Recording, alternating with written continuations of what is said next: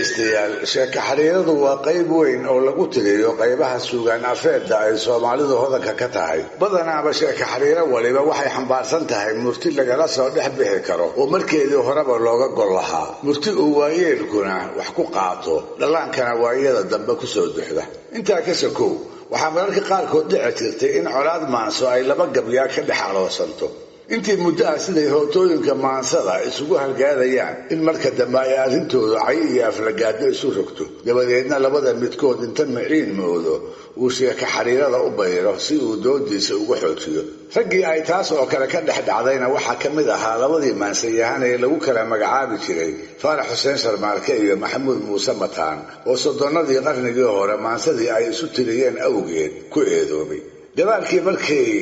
isku cabeebeen cid kale joojisana geyigii laga waayay ayuu faarax soo xusuustay sheeko xariiradii maroodiga iyo atoorka ay Soomaalidu ka sheegi jirtay isaga oo maroodiga iska dhigaya maxamuudna atoor ku tilmaamaya maroodigaasi waa la wada yaqaanay taro atoorku waa maxay sidee bayse sheekadoodu u dhacday ha sugi waayey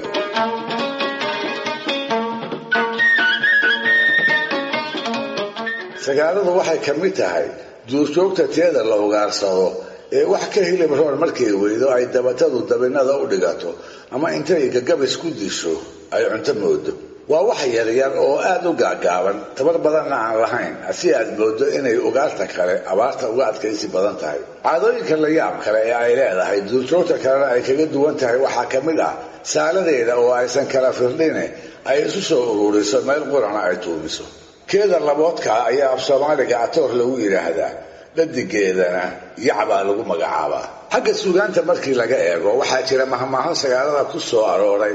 sida harag sagaara iga kacmooya iga durugma leh sagaaro mircawa iskuma mooga sagaara laba tun oo la kala qalama leh iyo qaar la mid ah waxaa iyaduna jirta oraax caan ah oo ay sagaaladu ku xusan tahay badanaana la maqlo laba ruux oo inta isku wanaagsanaan jiray maalin uun ay xurguf lama filaan ay dhex martay dabadeedna uu midkood ku sheekeeyo tani si ay u dhacdayba garan maayee aniga iyo hebel sagaara biyo waa cabtaa iyo ma cabto weligayo iskuma aanu qaban hal abuuradii Soomaalida ee maansooyinkoodii sagaalada ku soo qaadayna waxaa ka mid ahaa Salaan Carabey gabaygiisii hadaaqsi la baxay tuduc ku jiray waa kii ku lahaa nin sagaara heetaynayo haaban kari waayey isagoo hunguri waashido een hel uga yaabaynin hawaydu kama maaranteen heeshiga dhala ee haleelada ma daayeen nin cunay hilib ugaadhin kolka hadduu bay habboon tahay aan dhagaystayaal idiin soo gudbiyo sheeko xariiradii maroodiga iyo atoorka oo kooban anigoo ku xijin doona geeraarkii uu faarax xuseenna sheekadaa ku xusay waxaa la yidhi waxaa jiri jiray ceel biyo badan oo markay oonto ay duurjoogta oo idili u soo aroori jirtay kana cabbi jirtay wuxuu ahaa ceel ay u sinaayeen dhammaan duurjoogta kuweeda ugu waaweyn sida maroodiga libaaxa iyo wiisha iyo kuweeda ugu tabarta daran sida sagaarada shimbiraha iyo bakaylaha maalintii dambe xilli ay jiilaal kulul tahay ayaa waxaa ceelkii u soo aroortay sagaaro oo atoorkii boqorka u ahaa oo hor socdo markay biyihii cabtay dhowr jeerna ay ku rakaadatay ayay u hadsi doonatay agagaarka ceelka geedgaabkii ku yeeli dabadeed atoorkii oo calooshii buuxsaday ayay mar qura wax ku soo dhaceen tobaneeyo sagaar isaga oo hogaaminaya ayuu ceelkii dib ugu noqday oo inta ciid iyo dhoobo ka buuxiyey haddana oodafo weynaatay afka ka saar sow kibir baa taabtaye wuxuu ku tashaday maalintaas kadib duurjoog dambe inaysan kaba cabbin ceelka muddo gaaban kadibna waxaa isa soo dhigay maroodi iyo wiil oon bastoodla ah oo inta kalkoodii soo galay aroor ah kaalinkii ceelka markay u soo dhowaadeenna waxaa u muuqday wax aanay filayn waxay indhaha ku dhufteen ceelkii oo ood afka laga saaray iyo atoorkii oo dul fadhiya markaas bay yaab u go'een hase ahaatee cidda falkaa ku kacday inay atoorka tahay markay ogaadeen kumay soo boodine way u miiriyeen maroodigii ayaa ku yidhi waryaa atoorow qorraxeed xun baanu ku jirnaa oonna waannu la liidanaaye hana oomin ceelka aad ciidda ka buuxisay annagaa qodaynee geedkaa iska harso hadhowna wax biyihiisa afka saara adigu ugu horree hadalkaa qabowse atoorkii rabbi wax ugama dhigin haddiiba taladii loo soo jeediyey wuu ku gacan sayray markaasuu isaga oo yasaaya maroodigii ku yidhi ceelka cid ka cabbaysaa ma jirtee calaacalka intaydun iska daysaan xoog iyo itaal kaga cabba haddii kale sawaxanka igala kortaga maroodigii baa kolkaa isaga oo aan dheerfin wuxuu isku dayey inuu atoorka si walba ugu caqli celiyo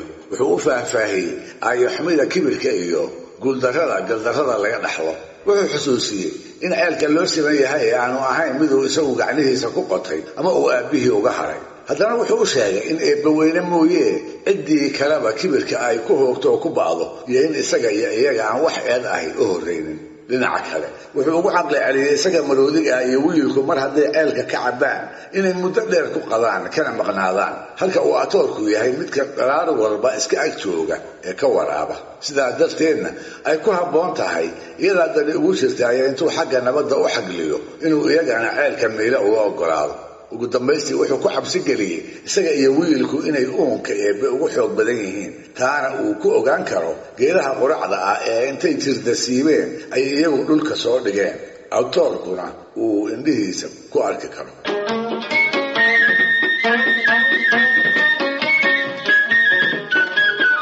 hase ahaatee waxaas oo waanahaya waxa oo tusaale ah atoorkii wax yarna kama bedelin. waxaana la abankacgay geed nagaarka jilabka lagu magacaabo markii uu geesihiisa yaryaaraa dhowr jeer ku hirdiyey. talaxumadiisa waxay ka ahayd dhoolatus uu awooddiisa ku muujinayo, bahallada waaweyn ee meesha taaganna uu ku bajinayo. dabadeed jawaab kale sidii looga sugaayey waatuu atoorkii ku xiro daraaqay iyaga oo ooman inay oonkooda la fogaan, haddii kale dirir laysku baaba'aa ay goobta ka dhici doonto. maroodigii oo xiro daraaqaas ka hor aan caroon ayaa mugga camal guhaadooday, ciilna la madax wareeray. mar keliya ayuu go'aansaday inuu atoorka nafta weysiiyo, sidaasna kibirkiisa ay doqonnimadu weheliso uu ku eedsiiyo. markaas buu jeeyihiisii balbalaaraa iyo foolkiisii xoogga badnaa intuu kala faanay ku dul saarooday oo fud weyn madaxa kaga bashaaqay, halkaasoo isla markiiba uu atoorkii ku baktiyey. dabadeed markii sidaas awoogood loo dilay ayay meel ay joogtayba sagaaro oo idili kulan isugu timi. waxay ku tashatay inay maroodi disho, welibana ay u disho isla habkii uu isagu wax u dilay, sidaasna ay ugu aarto atoorkii ay ka soo fireen. maalintaas bay sagaara ku heshiisay tu waliba inay meel qurasaaladeeda ku ururiso, si kolka dambe markay isku biiriyaan ay u noqoto wax la eg tii maroodigu uu abkood ku aynabay. siday haddaba sheeke xariiradu leedahay, maroodi godobta kaga maqan iyo tashigii ay isku dhaarsatay ayaa sagaaro ugu wacan saara ururinta joogtada ah ee ilaa maanta ay ku howlan tahay. si kastaba ha ahaatee faarax xuseen oo sidaan soo sheegay u dan lahaa gabyaagii la odhan jiray maxamuud muuse ayaa sheeke xariiradan geeraar dheer u rogay. waxaynu ka soo qaadanaynaa qaybihiisa ugu horreeya ee sheeke xariirada xuseeya. wuxuu yidhi, war allaahu akbarey, ilaah baa amar weyn, aadni waaba laciif. islaamkii awalkiisu waa shahaadada weeye, aayaddii nebigeenna akhriskeeda horeeto bisinkaan aftognaa, gabaygana ildihiisa arar baa la yidhaah, caaqiliin hadalkeedana mahmaah bay ku idlaysay oo tanaan noola ekoon. war allaahu akbarey, atoor guuyo sagaariyo aw bariis weyeeleed iyo maroodaa is-ilaaqayoo aroor bay ku kulmeen. abtadii dulmigeedana atoor baa u lahaayoo ceelkiibuu asaruuray. aw maroodi ku laab, atoorow hana oomin, amminkan aynu joogno amnac baa la yidhaah, annana haatan nafteenna asqaan meesha la naal. ceelkanaad asaruurtay, bal intaan ka qodayno aayar geedka fadhiiso, amminkaan ka idlayno oo ilihiisa bannayno, annagoon afka saarin bal uurkaaga ka buuxso. atoorkii ku jawaab, maroodow orka daa, afku yuusan ku daalin, ceelka waa laga oomi, anigaa asaruuray oo tiid baan ka qabaa, ama oonka la luuda ama oohinta daaya oo addimo ula imaada. waa akhyaar camalkeedii aw maroodi ku laab, atoorow abtigeenow, aabil layskuma maago, ilma maahid carruura eedinooma horraynin, idiflayda sagaarana adigaa u amiira, ceelkaad ooda kor saartay adoogaa ma lahayn, addinkaa kuma faagin, wax ilaah aan ahayna amar waa ku lumaan, annana eeqa ma fiicnee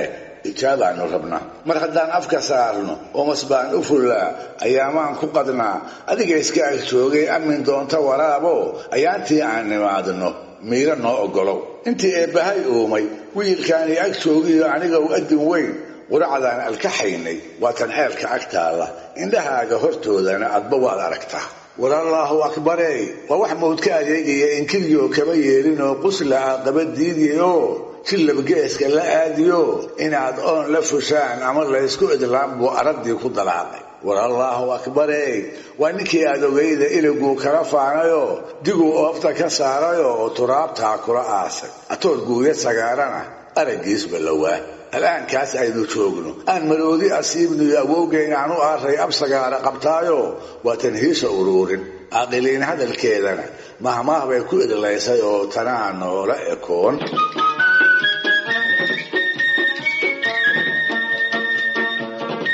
barnaamijkii dhaqanka iyo hiduhu maanta waa naga intaas.